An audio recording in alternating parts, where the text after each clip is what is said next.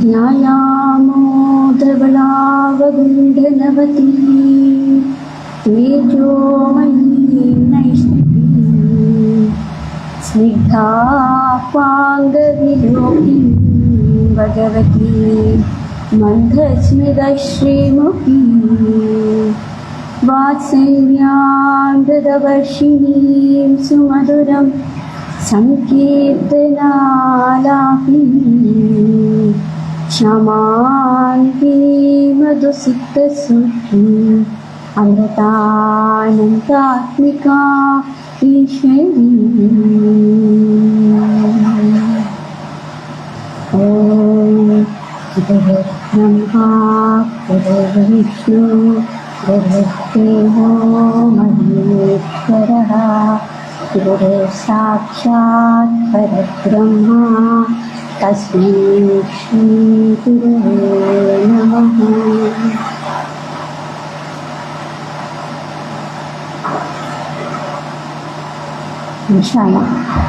ഇവിടെ എത്തിച്ചേർന്ന എല്ലാവർക്കും എൻ്റെ വിനീതമായ പ്രണാമം.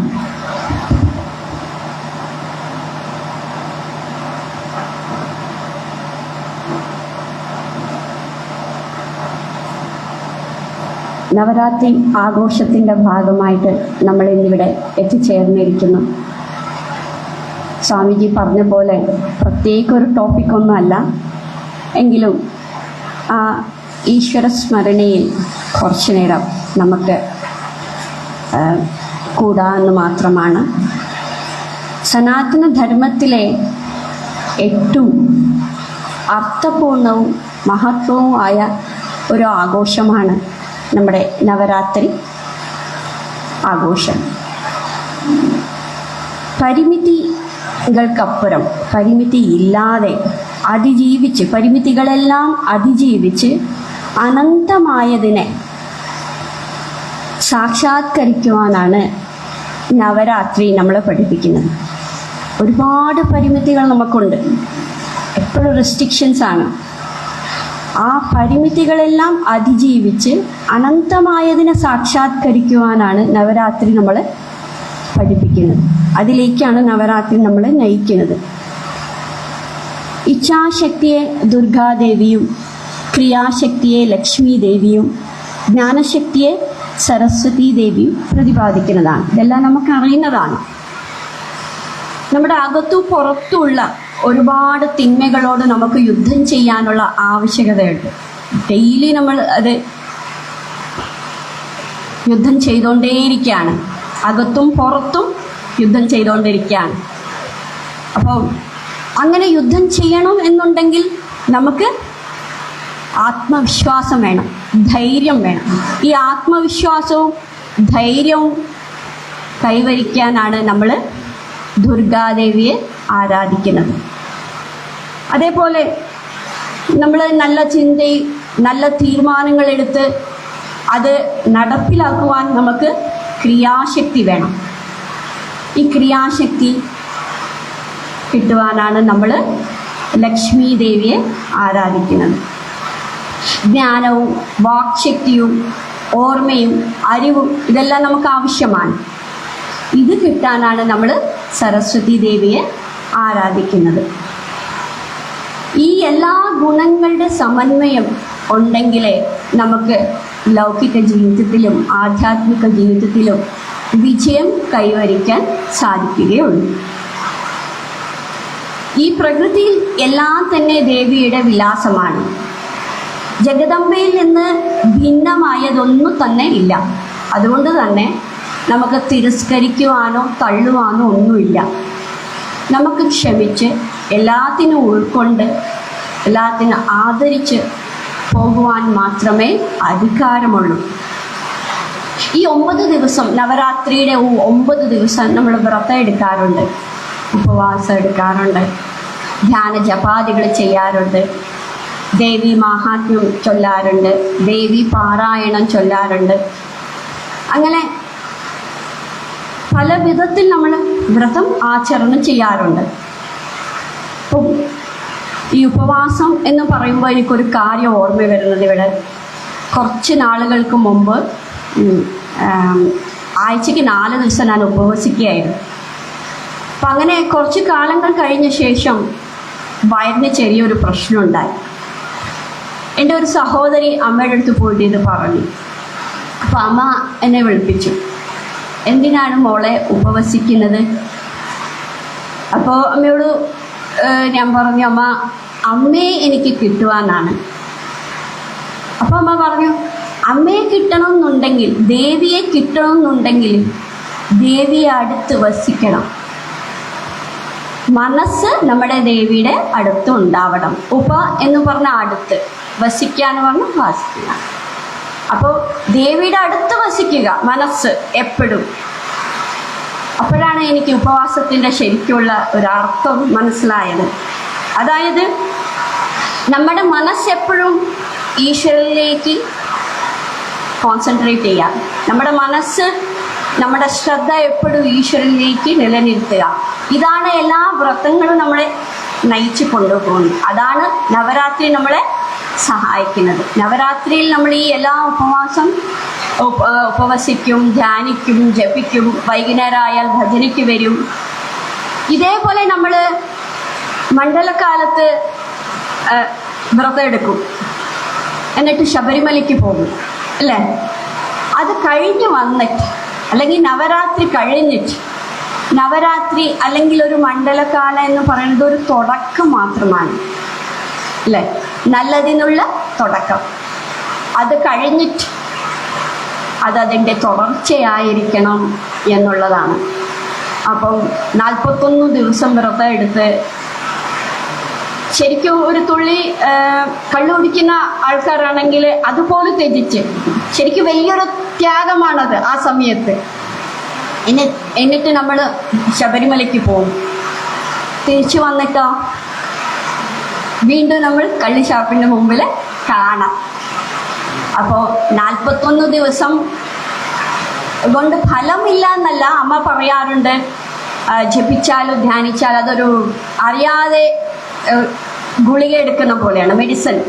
നമ്മൾ അറിയാതെ എടുക്കുന്ന പോലെ അതിൻ്റെ ഗുണം കാണും. പക്ഷേ അത് ഒരു രീതി ഉണ്ടല്ലോ, എപ്പോൾ കഴിക്കണം, എത്ര കഴിക്കണം, എല്ലാത്തിനും ഒരു രീതി ഉണ്ടല്ലോ, അതില്ല. അപ്പോൾ ഇതെല്ലാം ജീവിതത്തിൻ്റെ ഒരു തുടക്കമാകാം, പക്ഷെ ഇത് അവസാനമല്ല. അപ്പം നവരാത്രി നമ്മളെ ജീവിതത്തിൽ ഒരു ചിട്ട കൊണ്ടുവരാൻ, ഒരു ഡിസിപ്ലിൻ കൊണ്ടുവരാൻ നമ്മുടെ ജീവിതത്തിൻ്റെ തുടക്കമാണ്.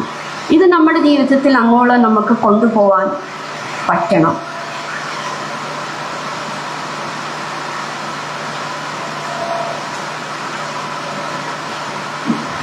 നമ്മൾ എല്ലാം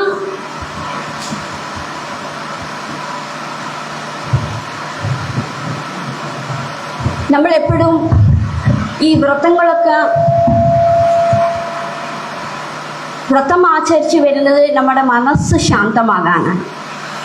നമ്മുടെ മനസ്സ് ശാന്തമാകുമ്പോൾ നമ്മുടെ ഉള്ളിൽ സച്ചിന്തകളുണ്ടാകും, നന്മ. അപ്പോൾ ഈ നല്ല ചിന്ത ഉണ്ടാകുന്നത് കൊണ്ട് നല്ല പ്രവൃത്തിയാണ് നമുക്കുണ്ടാകുക. അപ്പം നല്ല ചിന്ത, ഇപ്പോൾ ഇന്ന് തന്നെ നമ്മളിവിടെ എത്തിച്ചേരണമെന്നുണ്ടായി. എത്രയോ മഴയാണ് ഇന്ന്. നമുക്ക് വീട്ടിൻ്റെ ഉള്ളിൽ സീരിയൽ കണ്ടിരിക്കാനേ ഉള്ളൂ. പക്ഷെ നല്ല ചിന്ത ഉണ്ടായി, നമുക്കിവിടെ എത്തിച്ചേരണോ. അപ്പം അങ്ങനെ ഒരു ചിന്ത ഉണ്ടായത് കൊണ്ടാണ് ഇന്നിവിടെ സത്സംഗം നടക്കുന്നത്. അപ്പോൾ ചിന്ത ഉണ്ടായി, ചിന്തയുടെ ഫലമായിട്ട് നല്ല കർമ്മം, പ്രതിഫലം ഉണ്ടായി. അപ്പം ആദ്യം നമുക്ക് ചിന്ത വരും, ചിന്ത പ്രവൃത്തിയിലേക്ക് നയിക്കും. പ്രവൃത്തി അനവധി പ്രാവശ്യം നമ്മൾ റിപ്പീറ്റ് ചെയ്ത് ചെയ്യുമ്പോൾ അതെന്തായി? ശീലമായി. അപ്പം അങ്ങനെ ശീലിച്ച് ഒരു കാര്യം നമ്മുടെ സ്വഭാവമായി തീരും എന്നുള്ളതാണ്. ഉദാഹരണം പറയുകയാണെങ്കിൽ 4 മണി ആകുമ്പോൾ ഒരു ചായ നമുക്ക് നിർബന്ധമാണ്. രാവിലെ എണീറ്റാൽ ഒരു ന്യൂസ് പേപ്പർ നമുക്ക് നിർബന്ധമാണ്. അതേപോലെ 7 മണിക്ക് ഒരു സീരിയൽ നമുക്ക് നിർബന്ധമാണ്. നമ്മൾ ഉണ്ടാക്കിയ ശീലങ്ങളാണിത്.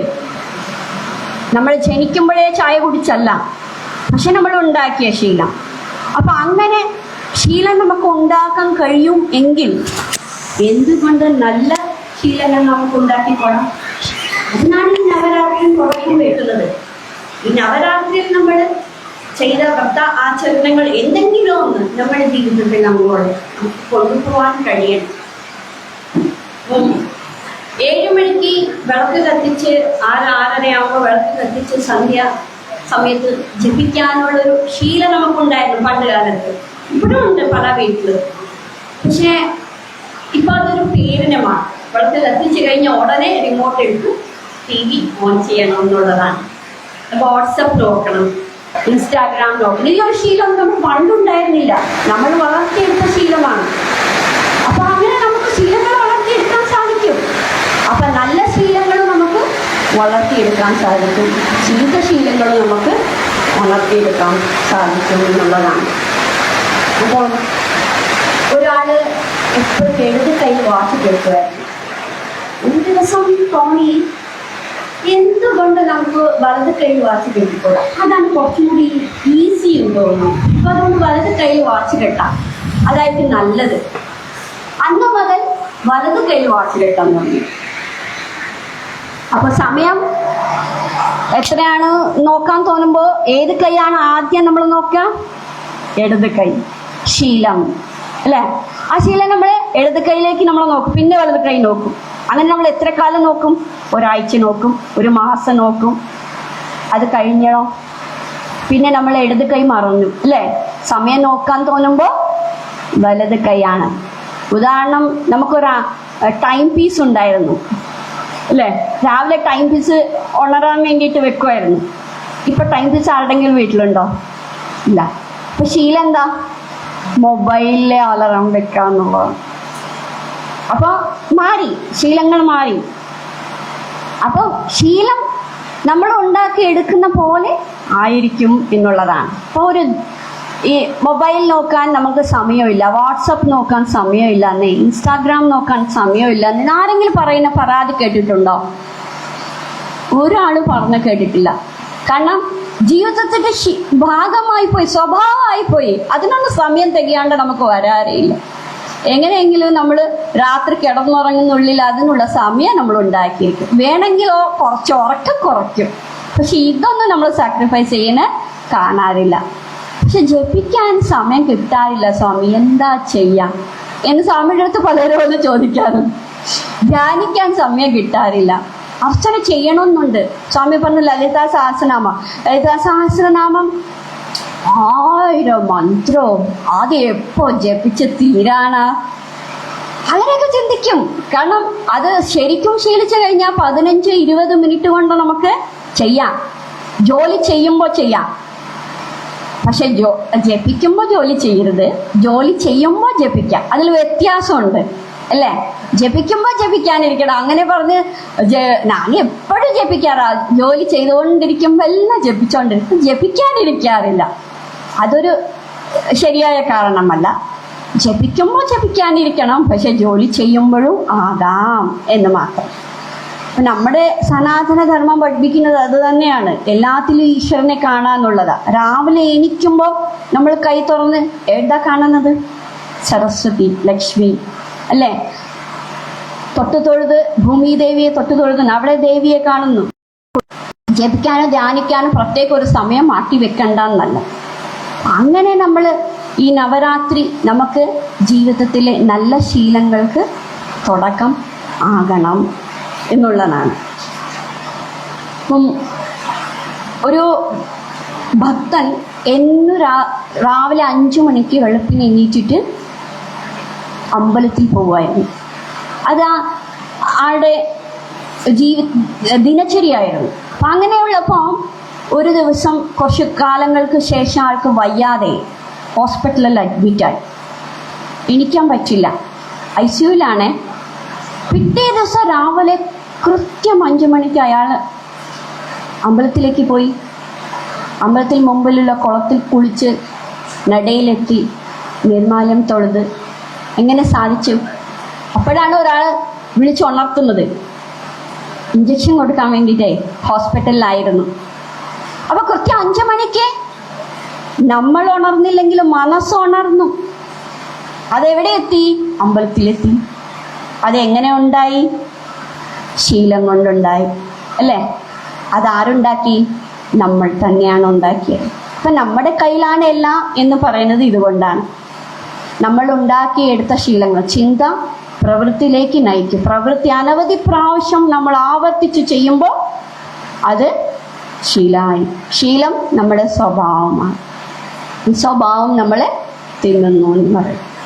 അതിനെ നല്ല ചിന്തകൾ നല്ലതിലേക്കും ചീത്ത ചിന്തകൾ ചീത്ത കർമ്മങ്ങളിലേക്കും നയിക്കും. ഒരു എക്സാമ്പിൾ പറയുകയാണെങ്കിൽ, സാധാരണ നമ്മൾ ഈ മാസ അവസാനമൊക്കെ ആകുമ്പോൾ പോലീസ് ഈ റോഡിലൊക്കെ നിൽക്കുന്ന കാണാം. ഈ ഹൈ സ്പീഡിൽ പോകുന്ന വണ്ടികളൊക്കെ പിടിക്കാനും കള്ളുപിടിച്ച ആൾക്കാരൊക്കെ പിടിക്കാൻ വേണ്ടിയിട്ട് എന്നിട്ട് അവിടെ കൈ കാട്ടി നിർത്തിച്ച് ഊതാൻ പറയും.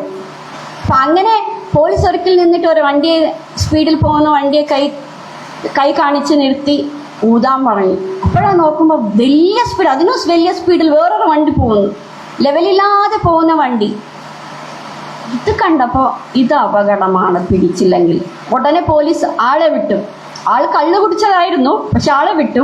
ഇതിനും അപകടമാണ്. അപ്പൊ ആളുടെ പുറകെ കൂടി. ഇത് യൂസ് ചെയ്ത ആള് ഫസ്റ്റ് വ്യക്തി ഇതെന്ത് ചെയ്തു? ഇതാണ് കറക്റ്റ് ടൈം, രക്ഷപ്പെടാം. വണ്ടി എടുത്തിട്ട് വേഗം വീട്ടിലേക്ക് ഓടി. രക്ഷപ്പെട്ടു. പോലീസ് എടുത്തുനിന്ന് രക്ഷപ്പെട്ടു. സുഖമായിട്ട് കിടന്നുറങ്ങി. പിറ്റേ ദിവസം രാവിലെ ഇതാ പോലീസ് വീട്ടിലെത്തിട്ട് വിളിച്ചു ഉണർത്തുന്നു. ഞെട്ടി ഉണർന്ന വ്യക്തിയോട് പോലീസ് ചോദിക്കുന്നു, എവിടെ തങ്ങളുടെ വണ്ടി എവിടെ? തങ്ങളുടെ വണ്ടി എവിടെ? അത് ഗ്യാരേജിലുണ്ട്, നമ്മുടെ ഇവിടെ കാർപോച്ചിലുണ്ട്, കാണിക്കൂ. അവിടെ പോയി നോക്കുമ്പോൾ പോലീസ് വണ്ടിയാണ് നിൽക്കുന്നത്. ബോധമില്ലാതെ കള്ളു കുടിച്ചിട്ടേ പോലീസിന്റെ അടുത്ത് നിന്ന് രക്ഷപ്പെടാൻ വേണ്ടി കൊണ്ടുവന്ന വണ്ടി പോലീസിന്റെ ആയിരുന്നു. ഇതാണ് അവസ്ഥ. നമ്മളെന്താ ചെയ്യുന്നേ നമുക്ക് തന്നെ അറിയില്ല. നടക്കുന്നുണ്ടും എത്ര സ്റ്റെപ്പ് വെച്ചൊന്നും അറിയില്ല. ശ്വസിക്കുന്നുണ്ട്, എത്ര ശ്വാസം എടുക്കുന്നു നമുക്കറിയില്ല. ജീവിക്കുന്നുണ്ട്, എന്തിനാണെന്നറിയില്ല. അങ്ങനെ പോകുന്നു ജീവിതയാത്ര.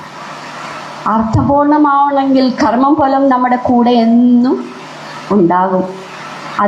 അതാണ് പറഞ്ഞത്, പോലീസിന്റെ അടുത്ത് നിന്ന് രക്ഷപ്പെട്ടാലും കർമ്മഫലം തേടിയെത്തി. അതിൽ നിന്നൊരു രക്ഷയില്ല. അപ്പൊ നല്ല കർമ്മം ചെയ്താൽ മാത്രമേ നമുക്ക് രക്ഷയുള്ളൂ. അപ്പൊ നല്ല കർമ്മങ്ങൾ ചെയ്യണമെങ്കിൽ വീണ്ടും തിരിച്ച് നമ്മൾ എവിടേക്ക് പോകണം?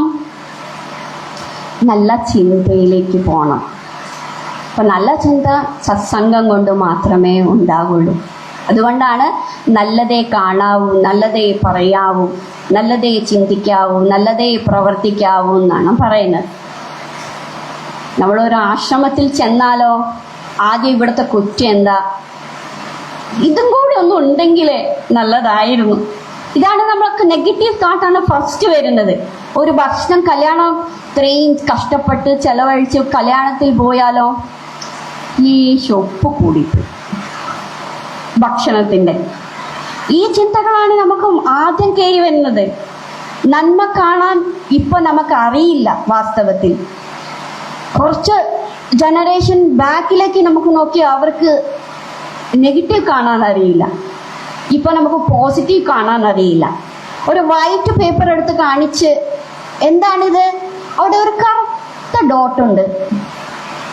മൊത്തം വൈറ്റ് പേപ്പറാ, പക്ഷെ നമ്മൾ കാണുന്നത് കറുത്ത ഡോട്ടാണ്. അപ്പോ ഏതാണ് നെഗറ്റീവ്? ഇതാണ് നമ്മൾ കാണാൻ പഠിച്ചിട്ടുള്ളത്. അപ്പോൾ നന്മയെ കാണാം, നല്ല ചിന്ത ഉണ്ടാക്കാം, നന്മയെ കാണാം, നല്ലത് പ്രവർത്തിക്കാം. ഇതായിരിക്കണം നമ്മുടെ ഇന്നത്തെ നവരാത്രിയുടെ തുടക്കം.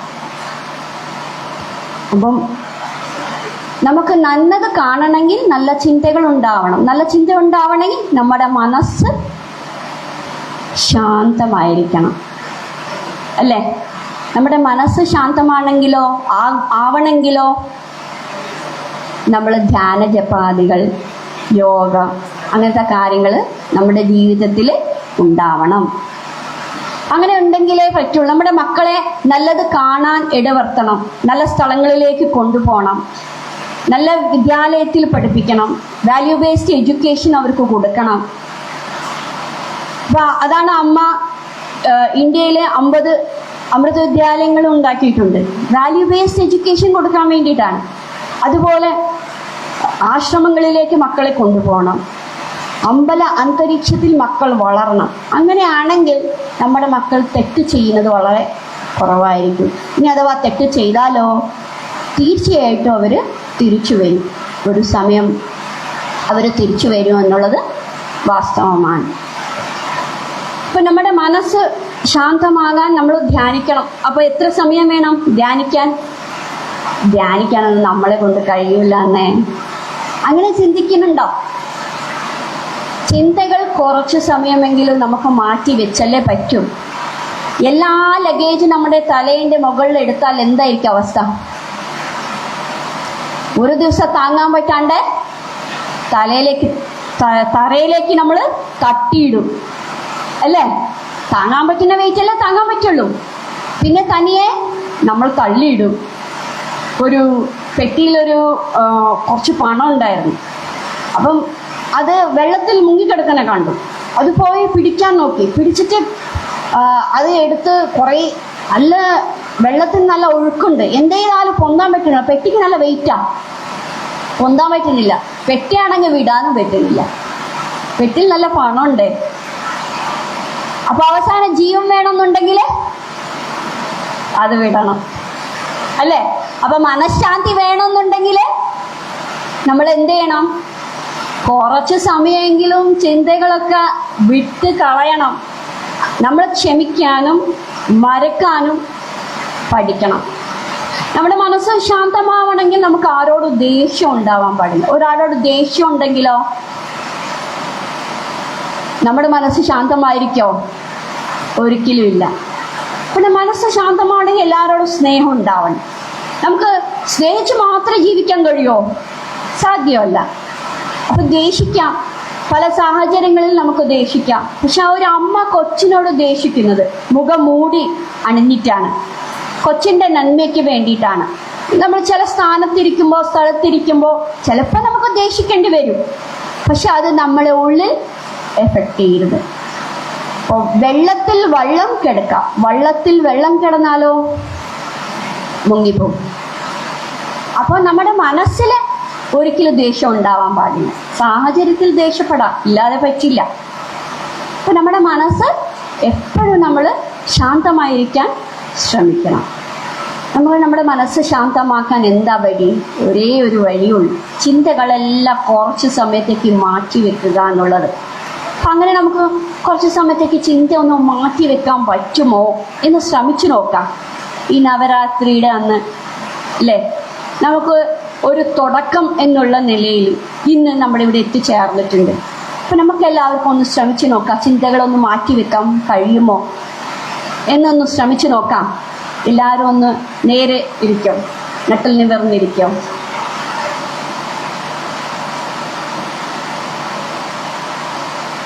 കണ്ണുകളൊക്കെ ഒന്ന് അടിച്ച് നട്ടിൽ നിവർന്നിരുന്ന് ശ്വാസത്തെ മാത്രം ശ്രദ്ധിക്കാം. ദീർഘമായിട്ട് ശ്വാസം എടുക്കാം, ദീർഘമായിട്ട് ശ്വാസം വിടാം. ദീർഘമായിട്ട് ശ്വാസം എടുക്കാം, ദീർഘമായിട്ട് ശ്വാസം വിടാം.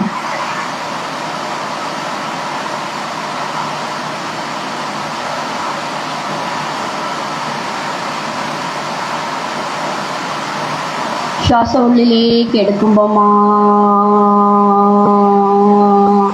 എന്ന് വിചാരിച്ചിട്ടെടുക്കാം. എന്ന് ഭാവിച്ചുകൊണ്ടെടുക്കാം. ശ്വാസം പുറത്തേക്ക് വിടുമ്പോൾ എന്ന് ഭാവിച്ചുകൊണ്ട് വിടുക. ഉള്ളിലേക്ക് എടുക്കാം.